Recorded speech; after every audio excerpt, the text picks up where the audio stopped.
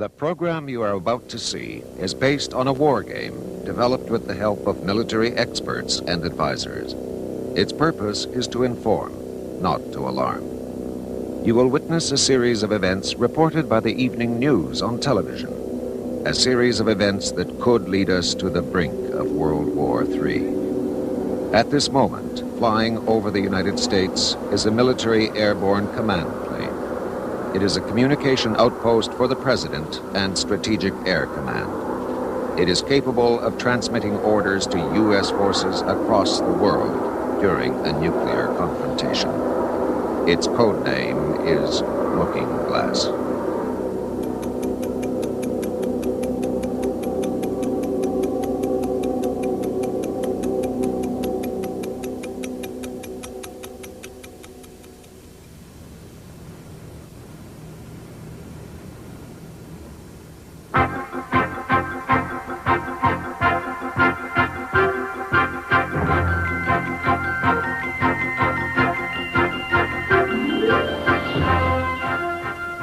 Good evening, I'm Don Tobin. This is CBN World News Today. A terrorist bomb in Saudi Arabia today took the life of American Ambassador Gabriel Seaton and killed 4 others at the United States Embassy. For a report on this, the latest in a series of startling developments in the Middle East, we hear from Michael Boyle at the U.S. Embassy in Jeddah. The bomb exploded in a pantry next to the kitchen on the ground level. The blast tore away a whole corner of the building all the way to the roof above the 4th story. Ambassador Seaton was in his 3rd floor office on the same corner and was apparently killed instantly. 3 other officials also died in the attack. Ironically, security at the embassy was tightened only yesterday in response to a wave of violence in the region triggered by America's banking crisis. This is Michael Boyle, CBN News, Jeddah, Saudi Arabia. Just a few moments ago, the White House issued the following statement. We are appalled by the senseless killing of Ambassador Seaton and 3 members of the embassy staff. The United States calls on the government of Saudi Arabia to take immediate action to apprehend and punish the terrorists who committed this crime. The statement went on to offer sympathy to Ambassador Seaton's wife and 2 children and to the relatives and dependents of the other dead Americans. The ambassador's death climaxes several days of turmoil in the Middle East that were ignited by the bank crisis here at home. It's been years since Americans have lived through such an astonishing week. 5 days ago, Chile, Argentina, and Brazil, forming a debtors cartel, defaulted on their loans. That caused the failure and collapse of 3 American banks. Within 24 hours, panic and speculation throughout the country led to the withdrawal of more than $3 billion. That forced the White House to close the banks, to put a halt to all banking transactions. But Americans have found it hard to be separated from their money, and the bank crisis, now in its 5th day, continues to cause eruptions of violence. Barry McKay reports from New York. This was the scene this morning at the National Mercantile Bank. Local depositors, responding to a rumor that the bank will be open again for normal business, stormed the doors in a futile attempt to be reunited with their money. The National Mercantile was one of 3 banks that failed because of the South American loan defaults. The patience of these citizens, as well as their cash, is rapidly becoming exhausted. This is Barry McKay, CBN News, New York. In the highly complex arrangements of international finance, the impact of our bank crisis continues to be felt throughout the world, particularly among the oil-producing countries of the Middle East.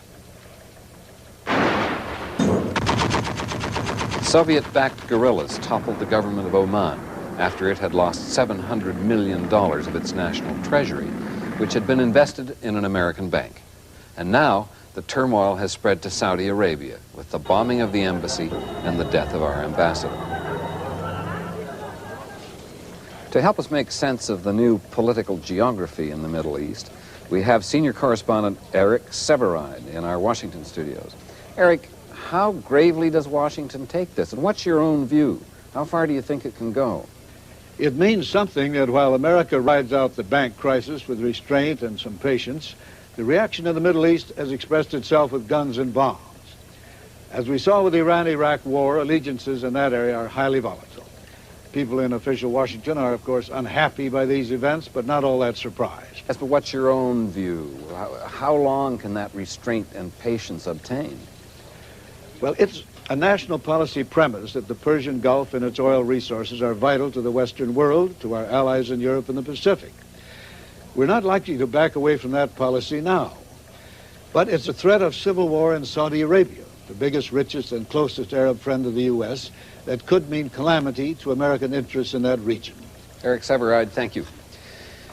The chairman of the Federal Reserve and the Secretary of the Treasury met with the president earlier today to review the most recent developments in the bank crisis. Here is Dorian Waldorf with the latest from the White House. This afternoon, the White House issued a statement saying the administration will, and I quote, wait and see before planning to issue scrip to take the place of currency during the bank shutdown. Observers here take that as the first hint that the bank holiday may not last as long as once predicted. This follows closely on the heels of the Treasury Secretary's statement to the press in the last hour that the world cash crisis may soon be easing. This is Dorian Waldorf, CVN News, at the White House. I've just been told that we have Nancy Dickerson at the State Department with a live report. Nancy? Press Secretary John J. Bingham. But we've learned from experience that hasty reaction to events still unfolding can impact on the events themselves. The simple fact of the matter is that the Department of State continues to watch these events in the Middle East with what we used to call in the Navy a weather eye on our interests. Now, I'll take questions. John! Yes, Ms. Dickerson. In the last week, we've had a leftist coup in Oman, right at the Straits of Hormuz. We've had the Emir of Kuwait assassinated. Nancy, is this one question or an editorial? Look, John, the U.S. ambassador... Say one question, then cue down. Right. Yeah, I don't understand how the administration can play this thing so low-key. I think we better dig into the White House. Yeah. Irene, I want to speak to Dory Waldorf just as soon as possible, please. Thank you. Thank you and good night.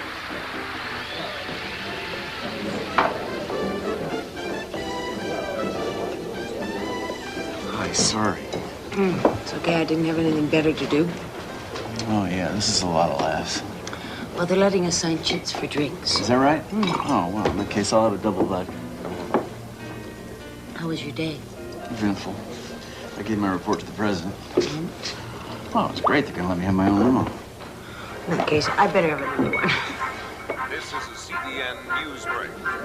The body of Ambassador Gabriel Seaton will be flown back to the United States this evening by military jet. The White House is proclaimed tomorrow a national... So is the National Security Advisor in on this? National Security Advisor's in on everything. Sees all, knows all. Tells nothing. Tells me everything. Well, maybe you'll drop a juicy tidbit over dinner. Dinner's off. Sorry. Is it the Middle East, Oman? Now intelligence picked up a couple of problems. We're banging heads, trying to get it sorted out.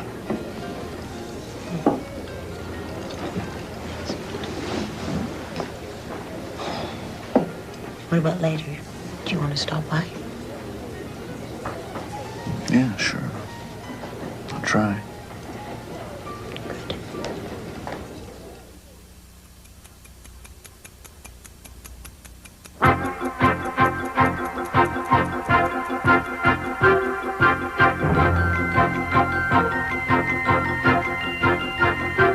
Good evening. A Defense Department announcement just now released says that a United States Central Command contingent landed earlier today in Saudi Arabia. This move, estimated to be the largest United States military operation since the Vietnam War, has taken much of the nation and the world by surprise. This action, the Pentagon said, is a peacekeeping initiative made in response to King Fahd's request for U.S. help after rebellious units of his own army occupied the sacred city of Mecca. CBN's Michael Boyle landed with the U.S. forces. He filed this story earlier from an unidentified location in Saudi Arabia. Claiming national security as the reason, the Defense Department has only now authorized the release of this report 9 hours after the landing. paratroopers from the 82nd Airborne Division began landing shortly after dawn. American troops are on the Arabian Peninsula. This is very much a combined operation. The Army, the Air Force, and the Marines all have units here. How many? The answer to that question, at this stage at least, is classified. In 1983, I watched the Grenada invasion from a boat offshore, and I know this is a much larger force. An hour or so ago, we watched the delivery of at least a dozen Lance missiles and also an unknown number of M110 howitzers. Both weapons are nuclear capable, but no one here is saying much about that. Earlier today, United States Marines landed on the shores of the Red Sea a few miles south of the city of Jeddah. A scene reminiscent of last year's showdown in Lebanon, but on a much larger scale. As to why all this is happening, Colonel Howard Anderson gave this somewhat understated explanation. I have a prepared statement, gentlemen. United States combat forces, at the invitation of the government of Saudi Arabia, will take and hold defensive positions at agreed-upon locations. The forces will assist in reestablishing public order and deterring aggression against the people of Saudi Arabia. That's it. Supplying these troops with everything from spare parts to letters from home is not going to be an easy operation. This is Michael Boyle, CVN News, somewhere in Saudi Arabia. For an evaluation of this extraordinary military intervention, we have standing by Paul Warnke, a former Assistant Secretary of Defense, and also the U.S. Chief Negotiator on the SALT I Treaty. Mr. Warnke, how long is it since the world saw an American military intervention of this magnitude? Well, I would say that it's really comparable to the Vietnam commitment, but it's happening overnight. So it's the major infusion of American military strength, and we have not seen anything like it since World War II. Well, but can this be seen by the Soviet Union as anything other than a provocative act? It should not be seen as provocative by the Soviet Union. We've told them repeatedly, during the Carter administration, for example, that in the event of trouble in the Gulf that interfered with the flow of oil, we would commit American military forces. We have a stake in the stability of the area, and that preservation of stability in the area does not threaten the vital interests of the Soviet Union. Paul Warnke, thank you once again. Tonight, a United States command contingent watched over a troubled Saudi Arabia following the White House directive to help establish public order and deter aggression. But more importantly, they're guaranteeing the free flow of oil from the Saudi refineries and ensuring that giant tankers will be able to make their way through the Persian Gulf unmolested.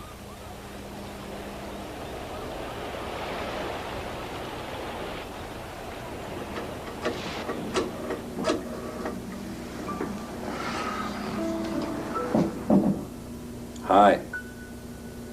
Yeah, I know I did. 12 at the latest. It's really been appalling around here today. Yeah, me too. Listen, Anne, I'm preparing you. I don't think it's going to work going to Monhegan this weekend, not for me. But don't tell the kids. I want you all there. No, I've seen it worse. But I can't remember it being quite so crazy. Not since the Cuban Missile Crisis. Yeah, me too. Let's finish this at home. Hmm?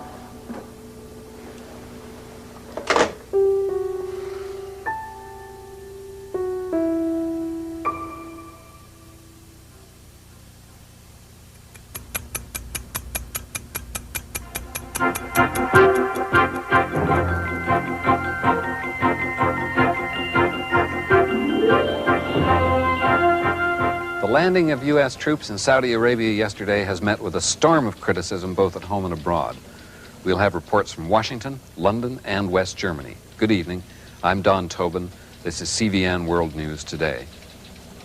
The official Soviet news agency TASS today characterized the American deployment of troops in Saudi Arabia as a grave act of provocation against the Saudi people and a blatantly imperialist action to prop up the corrupt puppet government of King Fahd, unquote. In contrast, the White House has been relatively quiet today. No visitors, no press announcements, no sign of the president or his staff. But not far away, it was quite a different story, as Dorian Waldorf reports. According to the standards set by the peace movement during the Vietnam War, this was hardly a demonstration at all. But as one of the organizers here reminded me, that movement began small also and had a decade to build up steam. They're going to tell us about dominoes and all of that stuff, but this time the American people aren't going to buy it. I lost a son in Lebanon. There hasn't been anybody yet who's been able to tell me what he died for. This is Dorian Waldorf, CVN News, Washington. For a look at reaction outside the country from American allies, we go to Gordon Scott in London. The size of the crowd surprised even the organizers, Britain's campaign for nuclear disarmament. In contrast to many demonstrations over the years in this venerable square, the mood today was grim, grave, sober. If statements made today are anything to go on, the Americans, who have traditionally thought of the English as their strongest ally, will have to look elsewhere for the support they seek for their recent activities in the Middle East. This is Gordon Scott, CVN News, London. Reaction of the Russians is a question that's been on everyone's mind. Standing by in Washington, we have CVN News senior correspondent Eric Severide and Georgia Congressman Newt Gingrich, first Congressman Gingrich. There's been a lot of controversy, Congressman, as to whether the rapid deployment force was an appropriate response to this turmoil in the Middle East. What's your view? Don, this is the biggest crisis to face the Western Alliance since either the Bay of Pigs or the blockade of Berlin. We see radical governments taking over in the Middle East. We see a threat to the very lifeline for Japan and Western Europe. We have our friends, people who've been with us, asking for our help. And I think that we in America have to make the decision. If we're going to remain a world power, if we're going to hold together the Western Alliance, we have to be capable of staying in places that are in trouble in order to preserve that alliance when it's under pressure. Well, isn't it risky, though? Couldn't it be seen by the Soviet Union as a provocative act? From the Soviet standpoint, they would love to have the oil fields.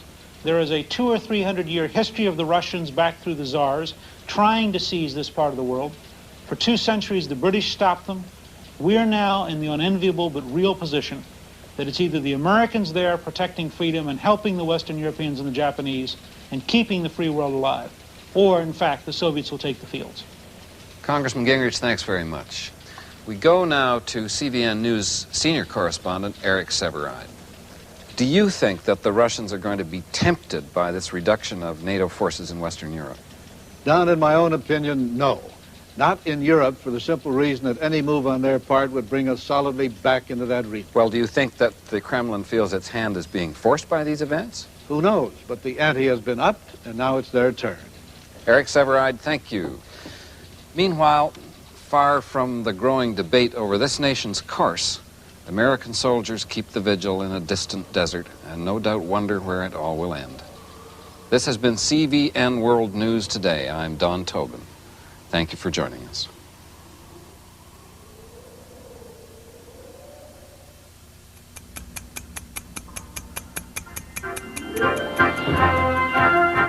Good evening, I'm Don Tobin. The Persian Gulf is the center of turmoil again today as the Soviet-backed government of Oman has imposed a toll on all oil ships entering the Strait of Hormuz. This toll has effectively created an economic blockade with giant oil tankers waiting at the mouth of the Persian Gulf, uncertain what to do next. Mick Boyle has a report. Those empty tankers out there are waiting to pay $10,000 apiece for the privilege of passing through the Strait of Hormuz into the Persian Gulf. Oman's new governing council announced the toll midnight last night. Omani patrol boats have been out all day intercepting tankers and escorting them here. Western diplomats are already calling the toll a Soviet-engineered retaliation against the United States for sending troops into Saudi Arabia. Reaction in Washington was swift. In harsh language that recalled the darkest days of the American-Soviet relationship, the administration accused the Soviet Union of interfering with the right of free passage of ships entering the Persian Gulf. Nancy Dickerson has a report from the State Department. Mr. Ambassador, a word with you, sir. The Soviet ambassador refused to comment on a letter given to him by Dean Craig, Assistant Secretary for Eastern European Affairs. The letter, signed by the Secretary of State, flatly declares that the United States will not tolerate any limitations on the right of ships in its merchant fleet to enter and leave the Persian Gulf. The letter leaves unanswered the gut issue. What is the administration prepared to do to back up its tough language? Two things are certain. One is that the administration is holding Russia directly responsible for actions taken by the new government in Oman. The other is that Soviet-American relations are bad and getting worse by the moment. If the Soviets were tongue-tied in Washington, they made up for it in Moscow with a series of sharply worded denials and attacks. Barbara Levin has this report. The Soviet Union officially denied today that it's behind the tanker toll in the Persian Gulf. In a series of speeches at the Presidium, the Soviets accused the United States of upsetting the balance in the region by what it called America's incursion into Saudi Arabia. Analysts here see the reference as the offer of a trade. Get your forces out of Saudi Arabia and Oman will lift the toll. This is Barbara Levin, CBN News, Moscow. Whether the United States government will consider this Soviet statement to be an offer to trade is an interesting question. For an analysis, we go to our former ambassador to NATO, Robert Ellsworth. Ambassador Ellsworth, what about it? The Omanis have put this $10,000 toll on tankers going into the Strait. Is that important? Is it strategically consequential? And what about your former colleagues and allies in NATO? How are they going to feel? On this point, my own view, and I'm sure that the West Europeans, particularly the French, Germans, and British, is that it could be serious, but that it's not serious enough to justify any kind of precipitate action. Why don't we just swallow the toll?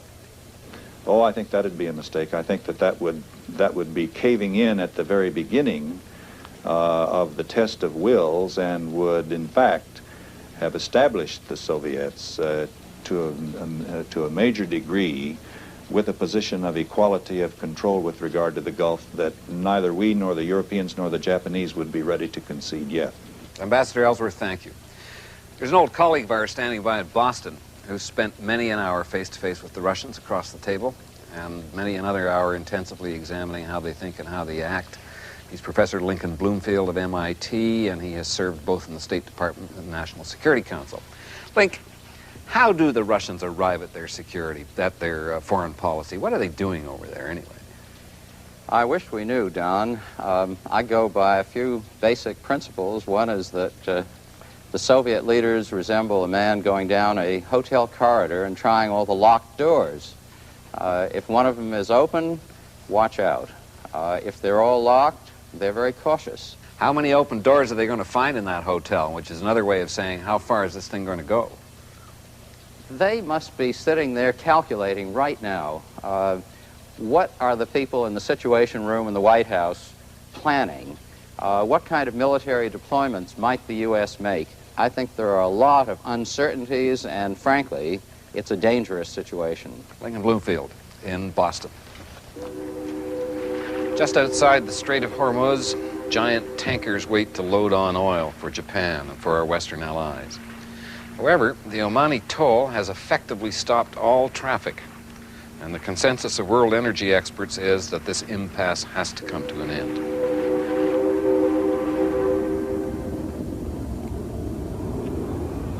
All right, Dorian, off the record. The White House isn't geared to instantaneous crisis. Great. Here are the Russians and us facing off with each other. Nuclear warheads aimed at each other, and the White House isn't Worry about geared... nuclear warheads. That's not the problem. Well? Well, the system's overloaded. Too many hot spots. I always told you the White House organization is archaic. Yeah, you tell me a lot of things, Dory. One of your greatest charms is how you so awkwardly try to change the subject. Well, there goes our romantic little dinner. Things you sacrifice for your country, hmm? Is the president bunkering in? Not exactly. Why doesn't he level with us? There's damn little to level about. I wish I could believe you. The president is doing, he's just not talking right now. I can hardly wait until you're unemployed. It's going to be quite an adjustment. How so? Once you're out of the White House, you can start telling the truth again.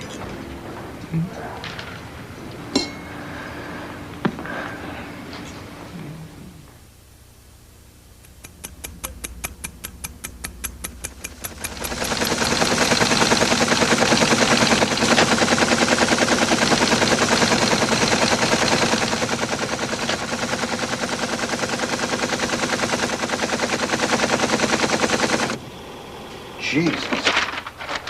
We got a war on.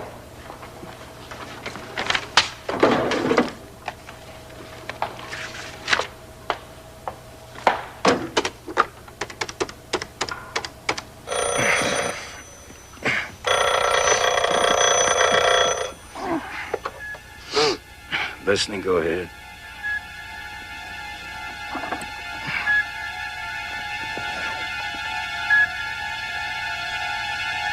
You got it. Master control. Interrupt.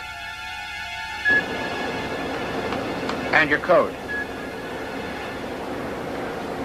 Thank you. This is a CBN News Alert. We interrupt our scheduled program to bring you the following news bulletin. The Associated Press reports that American warplanes fought a pre-dawn battle over Saudi Arabia with unidentified fighter planes. One U.S. AWACS reconnaissance aircraft was shot down and fell into the Persian Gulf. The fate of the crew is not known. F-18 fighters attached to the United States Central Command Force in Saudi Arabia engaged the 5 intruding aircraft after their approach was reported by the reconnaissance plane, which was then shot down. 2 of the attacking planes, believed to be from either Iran or Kuwait, were hit and apparently destroyed. The apparent target of the attack was the oil refinery at Ras Tanura, where fires were started. Stay tuned to CBN News as more information becomes available. Americans were shocked today and angered at the death of 4 crewmen of a U.S. AWACS aircraft shot down over the Persian Gulf. The air battle took place in Saudi Arabia near the oil refinery at Ras Tanura. Earlier today, the Pentagon released the names of the dead airmen. Saudi naval units will assist U.S. Navy divers in an attempt to recover the bodies. The dead are Major Alan Langhorne of San Diego, California, Captain Homer F. Loomis, Raymondville, Texas, Captain Lyle M. Gatchell, Milwaukee, Wisconsin, and Second Lieutenant Lawrence R. Smooth, Fort Smith, Arkansas. In San Diego, Matsu Yamada is with the parents of the dead pilot. They are Angela and John Langhorne. At 7 o'clock this morning, a telegram from the Defense Department brought Mr. and Mrs. Langhorne the news that their son, Alan, lost his life yesterday. The AWACS aircraft Alan was piloting was shot down over the Persian Gulf. My son, you always told me, Mom, I know what I'm doing and I'm good at it. And I don't want you to worry because nothing's gonna happen to me. I'm just so proud of him. In Washington, a State Department source who asked not to be identified said that the raid was probably in retaliation against Saudi Arabia for inviting U.S. combat forces into the region. In Congress, the debate continues to heat up as Middle East tensions dominate the business of the nation's lawmakers.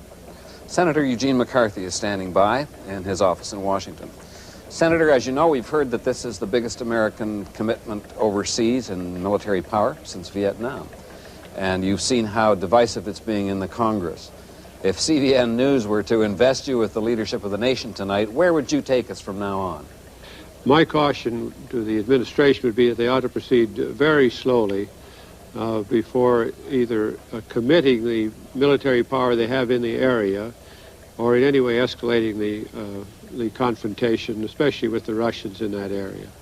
Well, do you think that we should just sit still for this Omani blockade and try to deal with it diplomatically before we make any kind of military response, particularly to that? I think that we have to go very slowly on this matter. The Russians have a kind of, I suppose you say, a chip on their shoulders, or I would think a disposition to retaliate, since we interfered with their ships on the high seas at the time of the so-called Cuban Missile Crisis. That was the beginning, I think, of the buildup of the Russian Navy. Are you predicting that there may be a naval response to this blockade in the Well, Straits? I think it would have to come from the Navy. It's a question of what kind of naval response we get. If it were limited to surface ships without aircraft, I think it might quite easily be contained. If we go beyond that to the use of aircraft off carriers, then I think serious trouble could develop very quickly. Senator McCarthy, thank you very much. There are now 21 tankers waiting to enter the Strait of Hormuz, 9 more than yesterday. One tanker captain has threatened to ignore the toll and just sail his ship through the blockade. The Omanis have responded with patrol boats armed with 20mm cannons. And the question tonight, will the Omanis fire on such an unarmed vessel? And will the United States have to implement a naval action to clear the blockade? Whatever the answers, they'll have to be accomplished quickly as the oil reserves for some of our allies begin to shrink.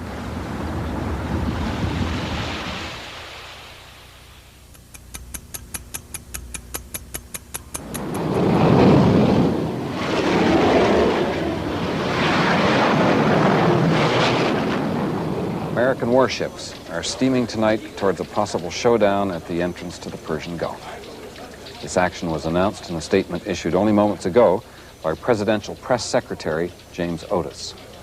The United States naval carrier Nimitz and an attendant battle group of cruisers, frigates, and submarines have been ordered to proceed to the Persian Gulf.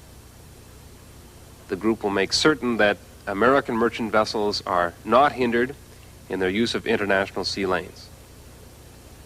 The President will address the nation at 10 p.m. Eastern Standard Time this evening. We have some pictures of the battle group and the weapons, the kind of military power that we're presenting. The heart of this task force is the U.S. naval carrier Nimitz and her complement of warplanes.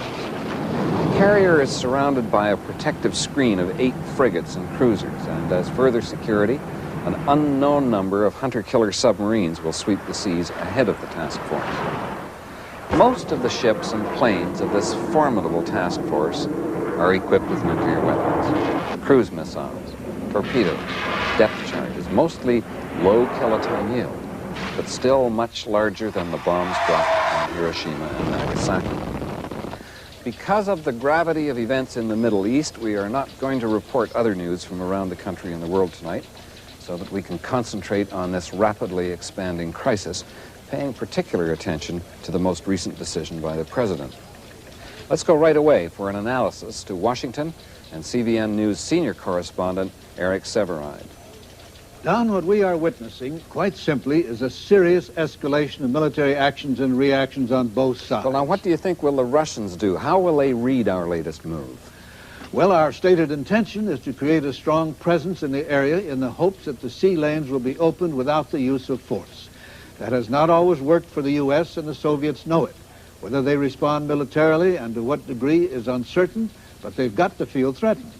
With this awesome array of technology lined up on both sides in the Gulf, where does that leave us, Eric? In something of a no man's land. We hope both sides are talking to each other. We assume they're being very, very careful.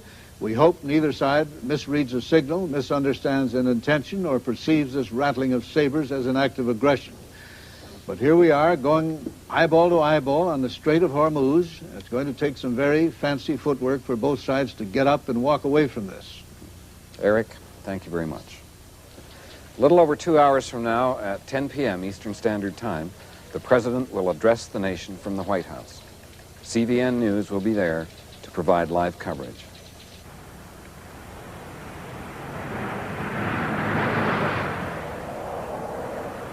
The talk phone number is 453-2188, and we want to hear from you.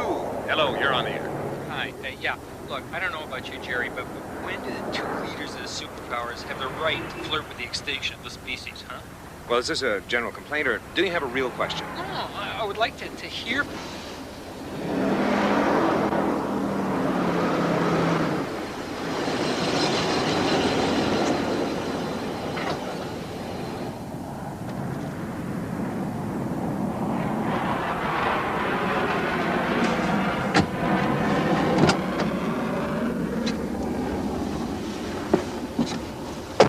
So, do I drive or what? No, I gotta get back. Tell me why the hell we're sitting in a dark car in the Jefferson Memorial at 8:18 p.m.?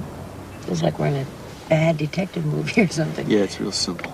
I'm breaking the rules. We're not supposed to talk to the press. One leak to CBN, and they point the finger right at me. Idiots, just because we're seeing each other. Don't they realize how many White House leaks there are? Yeah. But they know I'm on the outs on this one. Who's after you? Grumman. Intelligence blew it on Oman. He's been ripping ever since. So, is this how we're going to see each other from now on? Sorry. Shit. What's the matter? There's a story you gotta get out. Satellite photograph crossed my desk tonight, the border between Russia and Iran. 2 days ago, the whole area was jamming with activity. I mean, trucks, tanks, mobile rocket launchers all around Ashgabat. Tonight, the new photos, everything's gone. Zero. Everybody's out of there. Dory, it could be a signal. From the Russians? Yes. Maybe they're saying, pull back. We did. Well, the president, has he seen this picture? Everybody's seen it all up and down the line. What does that mean? Does that mean they think it's important? I don't know. I don't think they have time to think anymore. Signal to noise ratio in there's horrendous. Are you sure you want to do this, Bob? I don't have a choice. Here are the copies. One picture before, one after. An expert can see it real easy. Galler's going to want confirmation. Well, tell him a source close to the president. 2 sources. Hey, don't get caught up in your rules and all hell's going to break loose. That's hot stuff, Dory, and it should be on the air in half an hour. Bob!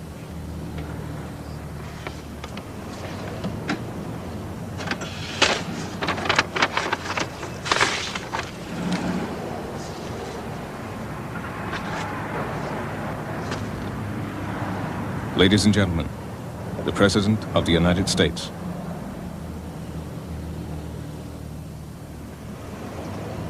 My fellow Americans, our country is faced today with a serious challenge. We have been asked, as a people, to make a decision so important that how the world evolves, the course it takes for the next century, will almost surely depend on what we decide. As your president, and with the valued counsel of the leaders of the Congress, the National Security Council, and the members of my cabinet, I have made that decision.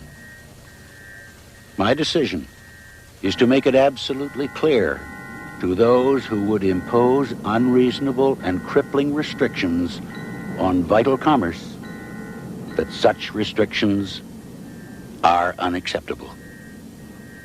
To make a decision which would send a signal that is one whit less clear, less determined, would be to abdicate America's responsibilities to the free world. To give substance to this decision, I have ordered the Navy to take whatever steps are necessary to ensure that the Persian Gulf is open to shipping. Furthermore, I have instructed the Selective Service Board to induct into the armed services all registrants who have reached their 20th birthday. Shit, that's my son. We seek no test of arms. Our commitment to peace is matched only by our resolve that no nation, great or small, may hold other nations hostage to its greed for wealth or power. God bless you, and good night. Okay, Don, tell us all about it. Well, the key is that the Navy can take whatever steps necessary. Do you think that means that they've given the task force commander the right to make strategic decisions, start a war? Let's find out what it does mean, Frank.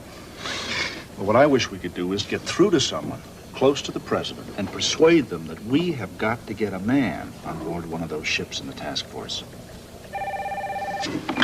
Yeah. Talk to Jim Otis at the White House. Yeah. You might remind him that the Brits had news people with their fleet in the Falklands.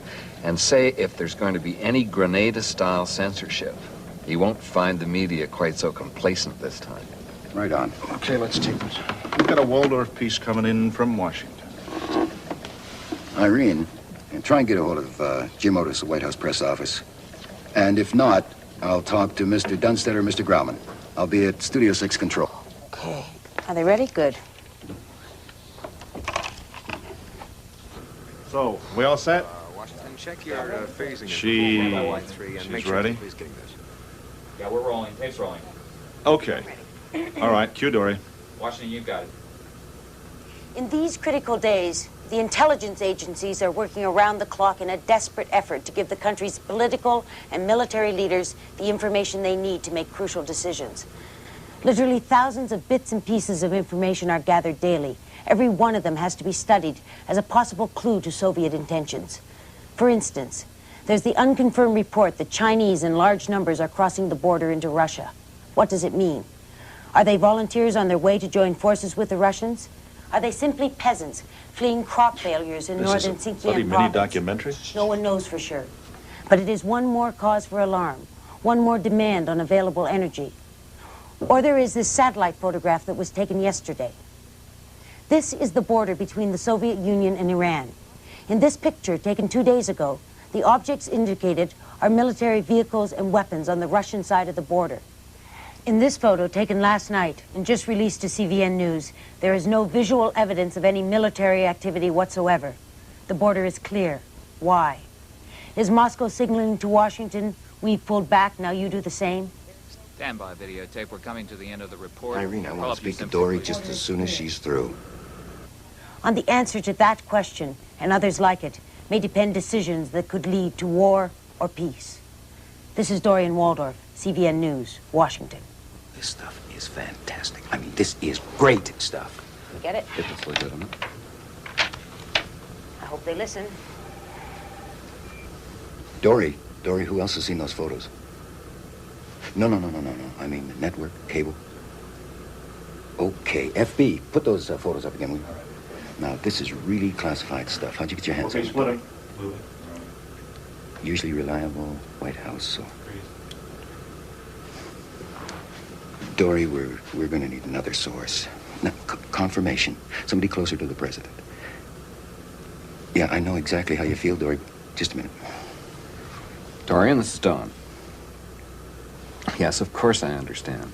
But you understand that we've got policy on a story like this. Now, you get that confirmation, okay? Dory, honey, I'm sorry. Look...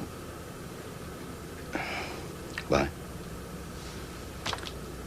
That is one unhappy woman. Marvin, when we've got a story that could change the course of a war, then... You could stop a war. All right, either way. We better make damn sure that we've got another source that doesn't just happen to be the reporter's boyfriend. Don, you picked a hell of a time to stand on policy.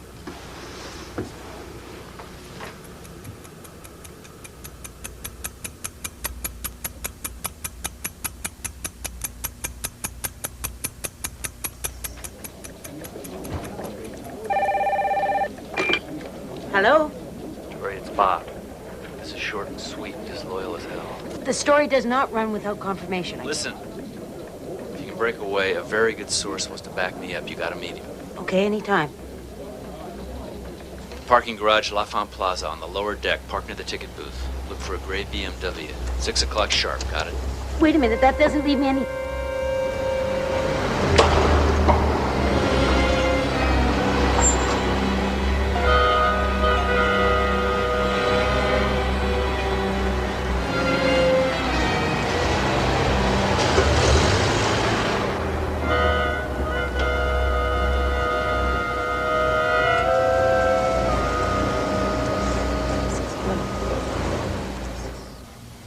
What's Waldorf doing about those satellite photographs? She's waiting for confirmation. It's another deep throat in a parking garage. We won't know till 6. Which, kind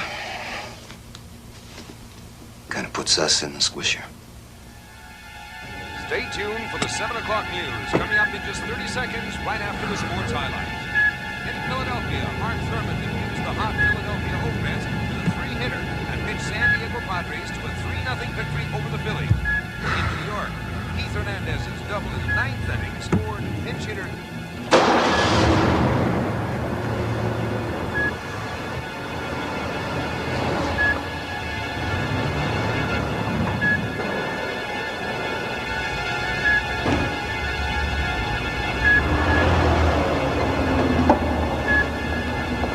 Excuse me, that's $1 for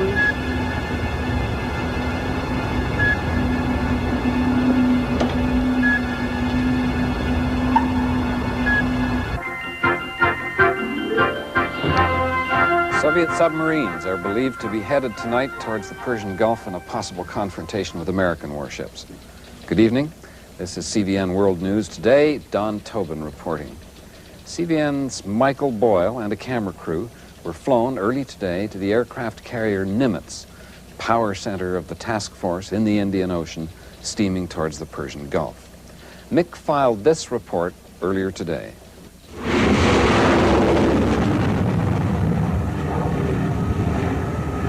There goes an F-18 Hornet off the deck of the Nimitz. Many of this great ship's planes are already in the air searching for a flotilla of Russian submarines. The subs, believed to be of the Typhoon class, the Soviet Navy's largest, were spotted last Tuesday off the Strait of Malacca, far from their home base in Vietnam. Their assumed destination, the troubled waters of the Strait of Hormuz. Planes have been shuttling on and off the deck of the Nimitz since well before our arrival this morning in hopes of locating the submarines. It is thought that the Russian subs are nuclear-powered and are armed with torpedoes that can use either conventional or nuclear warheads. Meanwhile, this giant carrier and its protective shield of escort vessels steam north at top cruising speed toward the Persian Gulf. At this speed, the entrance to the Strait of Hormuz is less than 2 days away. This is Michael Boyle for CBN News aboard the aircraft carrier Nimitz. Gordon Scott in London now has a report on the latest Soviet response. Units of the Russian home fleet sailed out of the Black Sea and into the Aegean today. Admiralty sources in London speculated that the ships would reinforce Russian vessels already in the Mediterranean, possibly with a view to keeping the Americans' Sixth Fleet from the Persian Gulf. 35 years of Cold War threatening to turn hot is failing, at least so far, to bring Americans closer together. If anything, the divisions, the fractures in the body politic grew wider today. While young men lined up at induction centers, other citizens protested. If the crowd outside this induction center is any indication, there'll be no lack of military manpower to respond to the fast-moving events in the Middle East. How happy they are to be here is yet another question. As always, it depends on who you ask. I'll do what I have to do, that's all. It's not like patriotism or anything. It's more like a job. You enlisted? Why? I don't want to see us get pushed around anymore.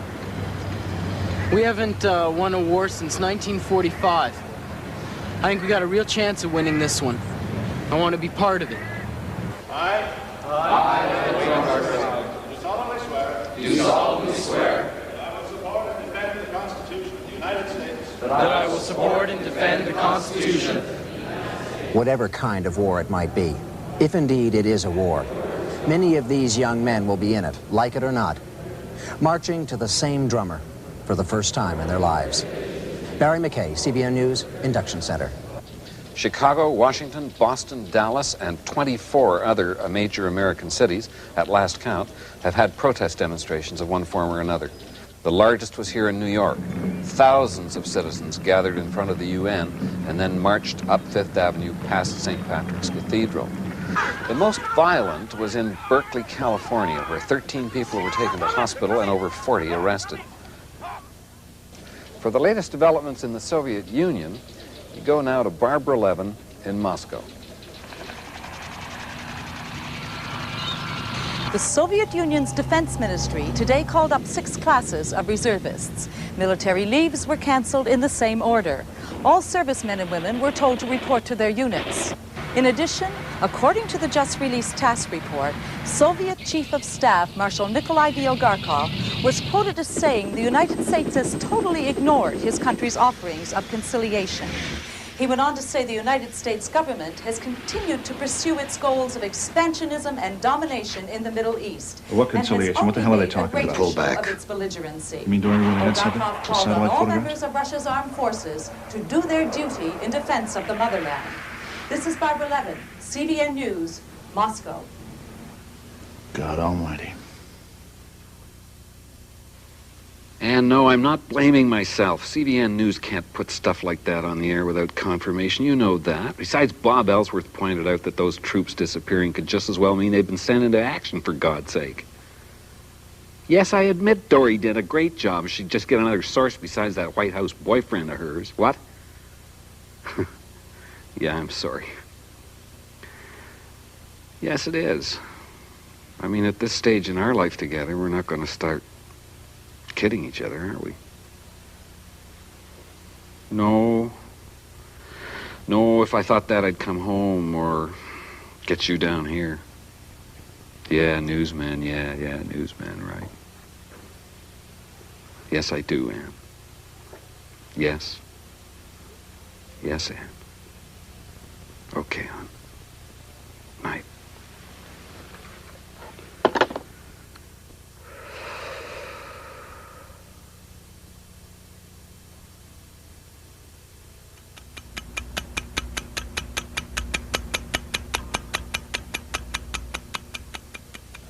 I'm Don Tobin in New York for CBN News. In order to bring you the latest information as it emerges from the crisis in the Middle East, CBN News will now remain on the air until further notice. Broadcasting 24 hours a day is a big job, and if we seem to trip over our feet from time to time, we're going to ask you in advance to bear with us. For an analysis of the situation as of this moment, we're going now to Washington and Eric Severide, senior correspondent for CBN News. Eric, do we know any more than we did about how serious this is getting? Well, it's serious, all right, very serious. It's perhaps not as panic-provoking as the Cuban Missile Crisis. The stakes are just as high for both sides, and this is a far more complicated crisis than the one of '62. It has all the earmarks of a showdown, though. Well, Don, it's difficult to second-guess what orders those naval commanders are operating under on either side. We may well be operating on the premise that our much larger, more visible naval strength in the area will be sufficient as a deterrent to the Soviets. On the other hand, they have enormous numbers of land-based missiles within easy range of some very large targets. I'm afraid I can't escape the analogy of a chess match. We can only hope that with any luck and common sense, there will simply be maneuvering with no trading of pieces. Otherwise, in a direct confrontation, it will be difficult for either side to accept a stalemate. So what has to be avoided at all costs is direct military confrontation. Eric Severide, thank you. For further details on this and other developments, we have a report now from Michael Boyle aboard the aircraft carrier Nimitz. Less than an hour ago, two S-3 Viking planes returned to the deck of the Nimitz, their mission accomplished. They had located unidentified submarines believed to be Russian. Calculations have been made on the speed and direction of the unidentified submarines.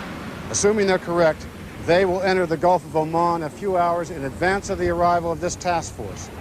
If the unidentified submarines are Russian, just what do they have in mind? For CBN News, this is Michael Boyle on the aircraft carrier Nimitz. The Center for Defense Information in Washington is an organization that monitors our defense policy and spending from a completely independent point of view. Its director is Rear Admiral Gene LaRocque, United States Navy retired. Admiral LaRocque has himself commanded a nuclear missile-carrying cruiser. Admiral LaRocque, we now know that there are two battle groups plowing through the Indian Ocean towards a convergence point somewhere in the Gulf of Oman. A Soviet group of attack submarines and our own Nimitz with her escort screen. What do you think is in the minds of the commanders of those two battle groups as they converge on each other? Well, I think very simply, in the minds of the U.S. commander and the Soviet commander, they are thinking in terms of nuclear war. The Soviets and the U.S. both have been making plans, practicing, training, and arming for nuclear war. Our main battery in both the United States Navy and the Soviet Navy at sea are nuclear weapons.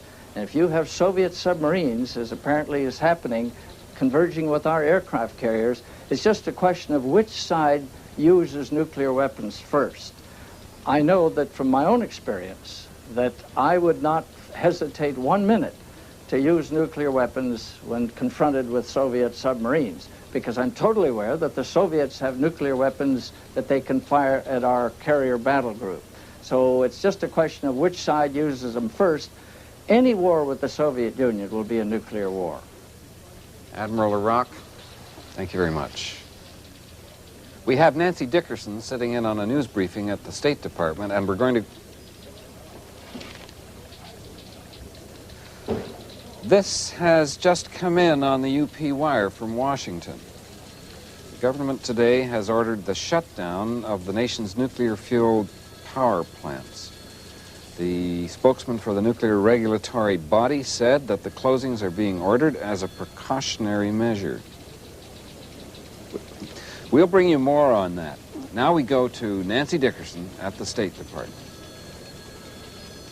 Are we having that briefing from the... State Department spokesman John J. Bingham has told us that he has two announcements.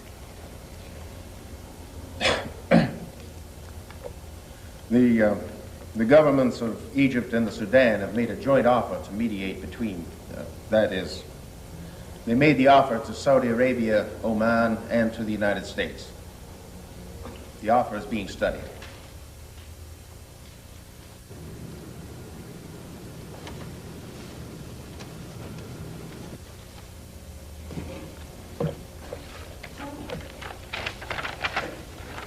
Something's wrong here. Ray, pull back.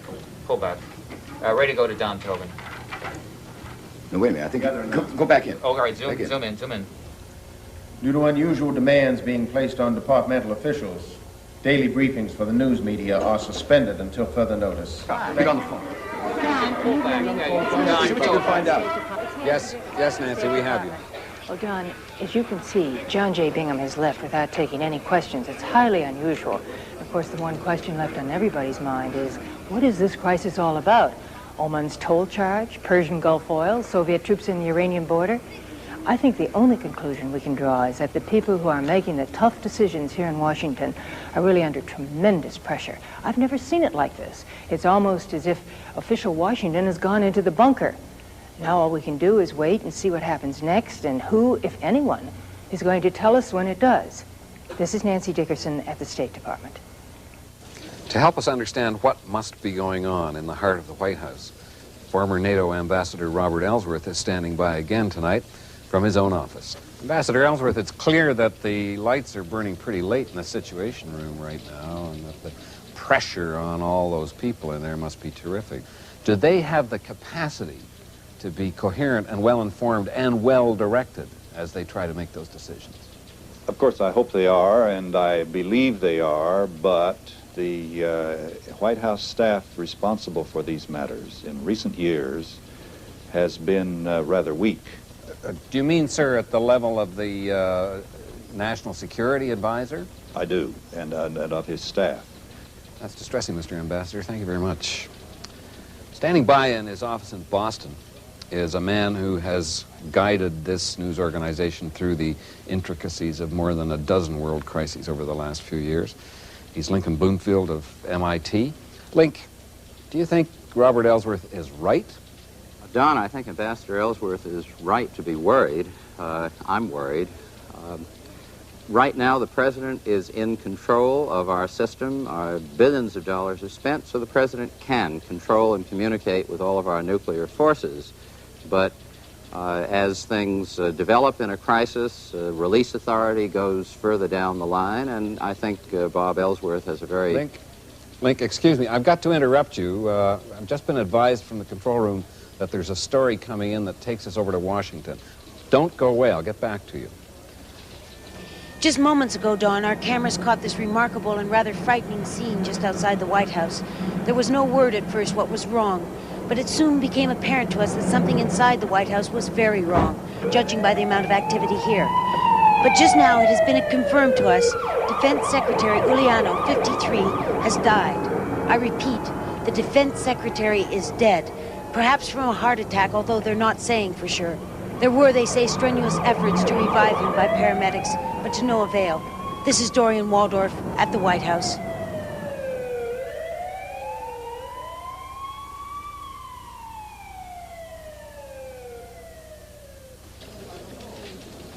You know, Defense Secretary Uliano had the respect of the executive branch of the Pentagon and a little bit reluctantly perhaps from us in the news media. He was a straightforward, tough guy. He did his homework. He was a vigorous man, and it's appalling to think of that chap that we've been seeing on television only a few hours before, dead of a heart attack in the Situation Room. Link, you knew Secretary Giuliano, and I guess you're just as shocked as I am. Is it conceivable that the pressures of crisis management in that Situation Room could trigger off a heart attack? Well, I'm just appalled at this news. If there's any time we need solid, prudent, sensible people in the Situation Room, it's right now. Of course, the tension, the pressure there is appalling. It's a crisis system. It's a man-eater. It's a person-eater. It's not possible to count on completely normal behavior. I remember in my own service one very high-ranking government official coming out of a crisis meeting and throwing up in a wastebasket from tension. Another one being rushed to a hospital in the middle of another Middle East war. We spend billions on machinery for crisis management, but what is inside people's heads is the same old equipment. And I think this is a terrible problem.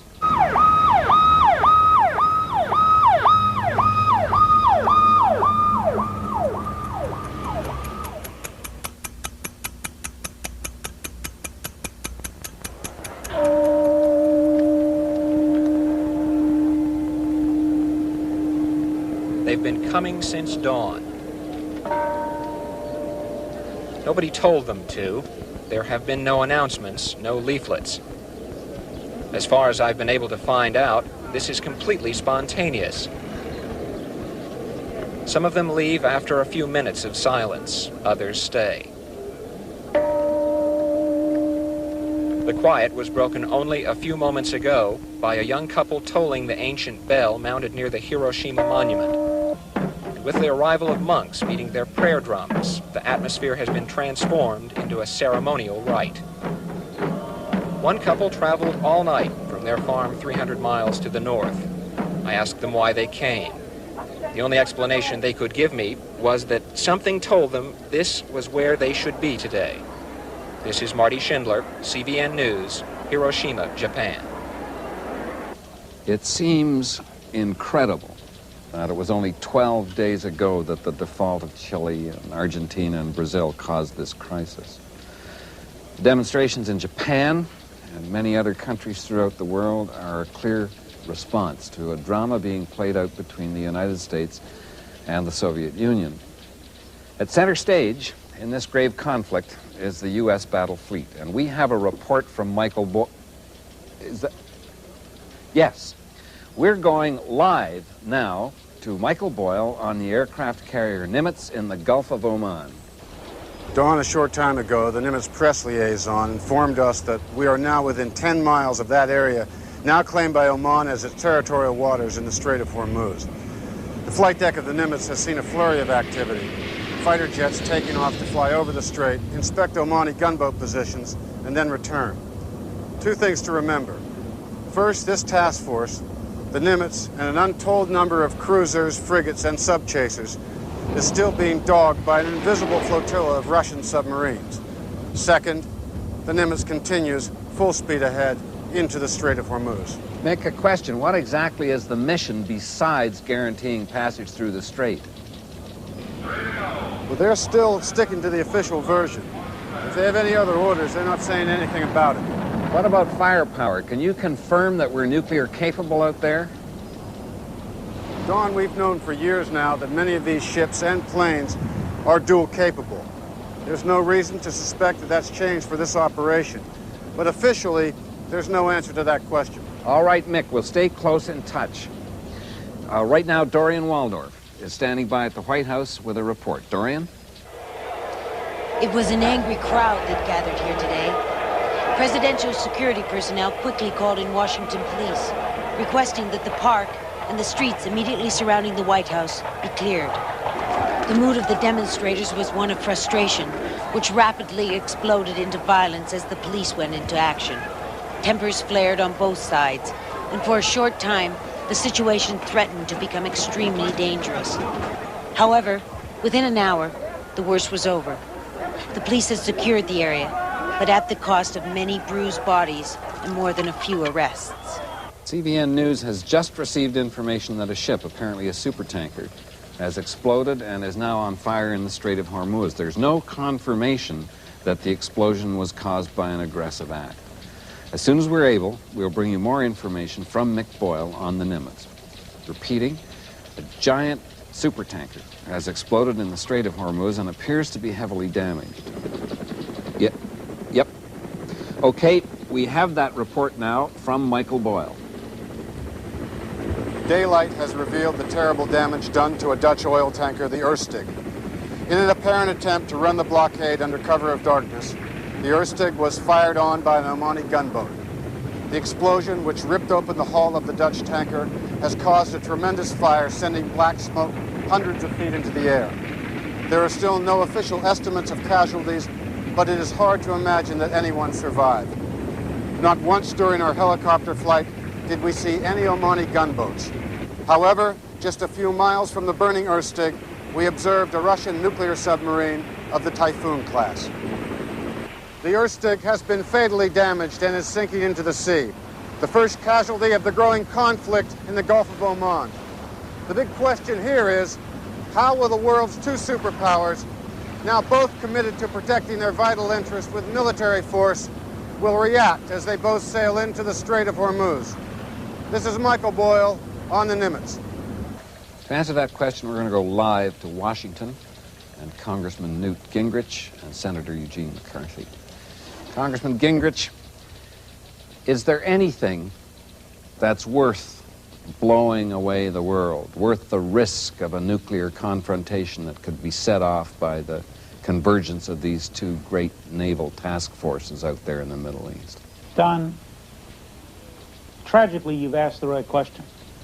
There is no thing worth nuclear war. But Winston Churchill said it brilliantly when he said that war is horrible, slavery is worse. If we stand by and allow the Soviet Union in international waters to block the United States from acting on behalf of our friends and allies, with our friends and allies, if we stand by and allow a Soviet-backed puppet state in Oman to block the Straits of Hormuz and strangle both Japan, the second largest economy in the world, and Western Europe, then freedom will die. Congressman Gingrich, thanks very much. Now we've got Barry McKay in the CVN helicopter flying over New York City. Barry? Don, for the last few minutes, we've been flying over expressways leading out of the city. The traffic, quite simply, it's barely moving, seems to be growing worse by the hour. And we can only imagine what people are thinking. Perhaps New York City makes a very large target for some Russian missile, and that because it is so big, it's a very hard place to run away from. The CVN News has just received these satellite pictures from San Francisco, where the traffic jams are bringing the city to a stop. Untold thousands are trying to escape to areas outside the city, driven, we assume, by a growing fear of the tensions in the world. Now we're going over to Senator Eugene McCarthy. Senator, millions of Americans tonight are frightened, and people are evacuating cities. You look very calm. Are you frightened? Well, I don't know whether I'm frightened. I think the evacuation, I've always thought evacuation was a bad policy. First of all, it couldn't work because of our general traffic conditions, but also psychologically bad. If we reach the point where you have to evacuate cities to avoid nuclear war, it means that there's no place to hide. Senator McCarthy, thank you very much. CVN News has learned that many schools closed early today and that they won't resume tomorrow. Evening activities of all kinds have been canceled. Instinctively, families, friends, loved ones are coming together. There's a growing sense of feeling of prudence and restraint that seems to be spreading across the country. Perhaps the only response we have to events we cannot control. All right, we're going now to Ann Gailmore in Carswell, Texas. The Strategic Air Command is redeploying its bombers, many to civilian airports. Their locations as yet unidentified. This strategy is designed to confuse Soviet intelligence and have the bombers dispersed as widely as possible throughout the country in case of nuclear attack. This is Ann Gilmore, CVN News, Carswell Air Force Base, Texas. The last time B-52s were redeployed was during the Cuban Missile Crisis in 1962. To review developments of the last hour, at home, the Civil Aeronautics Board and the Federal Aviation Administration released a joint announcement suspending all overseas air travel until further notice. AT&T and regional telephone utilities have been jammed. CVN's live news coverage of events in the Middle East and here at home will continue in a moment. Urge the public to refrain from all but emergency use of their home telephones. Switchboards in Chicago, San Francisco, Boston, dozens of other cities have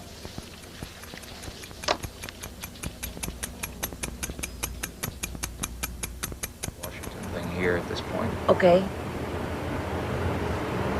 Excuse me.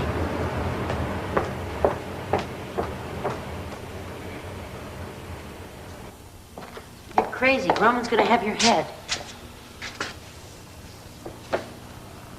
It's time to go, Dory. What are you talking about? I just left the White House. There's a full-scale evacuation going on. You're not serious. I was there a Listen half hour. to me. An unarmed Dutch tanker was just blown out of the water. The president's pulled out all the stops. It's the military's ballgame now. They've got helicopters all over the White House lawn. 1 hour, maybe 2. They're going to take him out of there.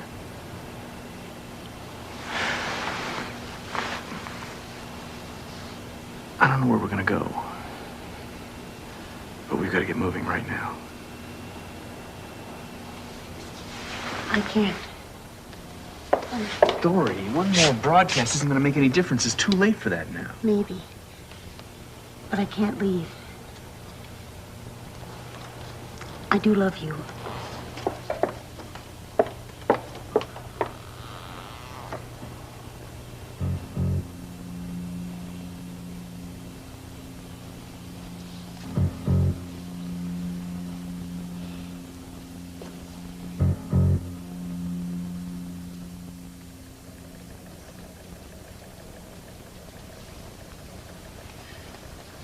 Dawn. You got Ernie Coghlan downstairs. Come on, take a break. No, not yet. I can't get through to her. We'll bring Ernie in here, and then we'll fly her out. Civil Aeronautics Board would love that after we said all their flights were canceled. I can tell 10 million Americans what's going on in the world, and I can't get through to one woman. Maybe she already left. No, she knows that's what she's supposed to do, but I know her. She's at home watching me. That's what she's like. Stand by in the studio. We have a report coming in from Mick Boyle.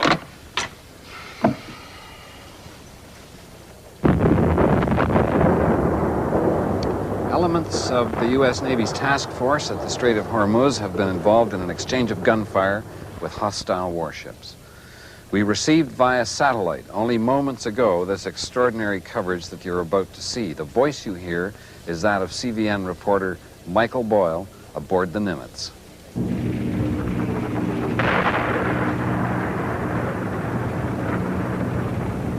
I didn't think I'd see this. Omani gunboats engaged our ships in battle. What happened was this. Incredibly, an Omani gunboat met our lead frigate, the Talmadge, still several miles outside their territorial waters, and fired a shot across her bow. The Talmadge held course, and a second shot struck her in the hull. No word on casualties. The enemy fire was returned. A moment later, there was another explosion. It was the Omani gunboat. It must have taken a direct hit because it just disappeared. That naval action took place only moments ago. We're going to Washington now, and CVN senior news correspondent Eric Severide. Eric, it's Don. Yes, sir. I'm remembering that even in the midst of gastric spasm at the time of the Cuban Missile Crisis, there was something inside me that kept insisting that once the players came to the edge of the abyss and looked into it, that they would pull back. And even today, as black as it seems, I still hear that insistent voice that says that reasonable people, once they've looked the devil in the face, aren't going to shake hands with him. What do you think? Well, without that constant hope, I guess the human race wouldn't have got this far down. But I can remember September 1st, 1939 in Paris. A week before we would have said that, we couldn't believe it, but there it was. All the headlines, c'est la guerre. Well, maybe history's been trying to tell us something, that superpowers, great powers anyway, cannot go time and again to the brink without eventually going over it. This is the way World War I got started. Not a sudden, deliberate onslaught by one great power against another. I don't think any of the great powers in 1914 really wanted it, but it was a procession, a process, one event leading to the next event, to the next, all of it getting worse, and the leaders of the time did not have the will or the wisdom to intervene and stop that process. It could have been stopped. Many wars could have been stopped that way. And if the present leaders can't intervene in this situation and back up and stop it, then God will have to forgive them, because there won't be anybody else around to do it. But what more do they need to know? They've seen the mailed fist being shaken on either side. Surely they don't need any more demonstrations of macho superiority. I wouldn't think so. This is one government stalking another government, talking to another government. This is not the peoples of either country. Now, Mick? Don?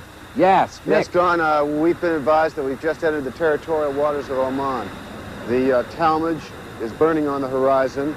The Oman... Excuse me. We're trying to establish a live satellite interconnect with Mick Boyle aboard the Nimitz for the latest information. I believe we have that... The gunboat is gone and I have to presume sunk. But what's just a little bit eerie about all this is that out there somewhere, Russian subs are all around. Mick, we're staying with you. I wonder if you could hear that. That was a depth charge. That was number 4. We started hearing them. The first one was about 2 minutes ago. Approximately 5 minutes ago, word came down that an unidentified submarine had slipped through our outer perimeter of picket ships and was being tracked on an interception course with this carrier. Now that's definitely closer. They've got something targeted. The sense of expectation here is very something you can almost taste.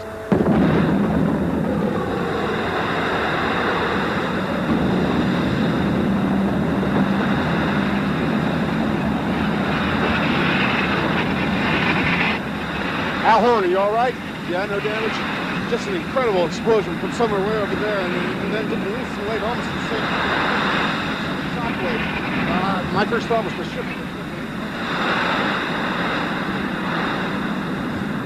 Looks to be low yield, but almost certainly a nuclear explosion. It seems to have been underwater. I don't know, maybe the Russian sub was getting too close and they hit it with a nuclear depth charge. Maybe it was the sub exploding, I don't know. I'm going to try to see what that was. This is Mike Boyle, CBN News on the Nimitz. Go on, let's go. Mick, we're staying with you.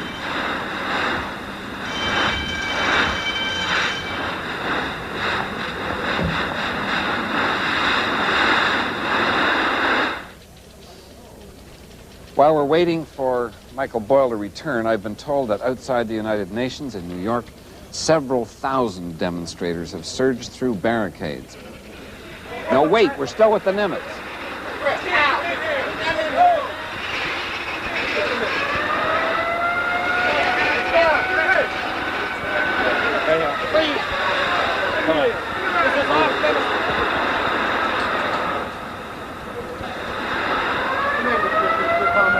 No comment, sorry. Who authorized the use of nuclear weapons?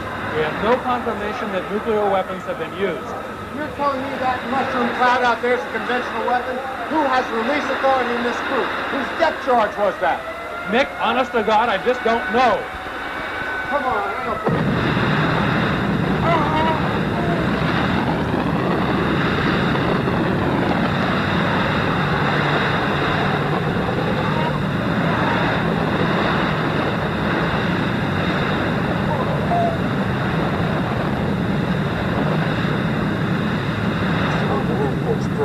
The whole ship's shaking like a leaf. I don't know if there's been any damage. We're going to try to take a look. Sit down now. Oh my God.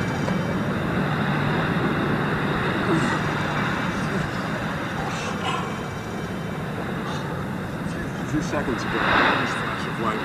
Now a huge cloud rising over the sea.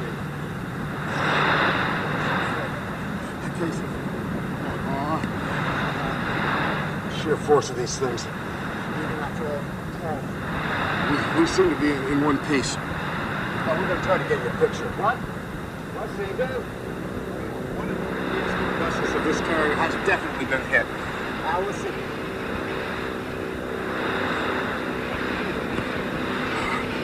Oh,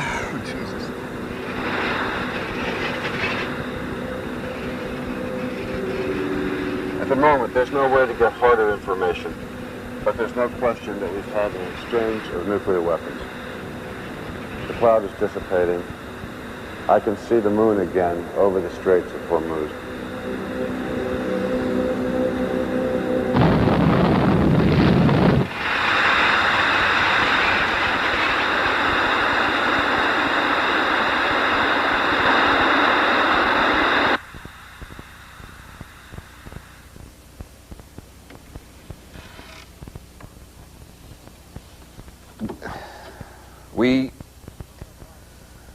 We seem to have lost contact with Michael Boyle aboard the aircraft carrier Nimitz.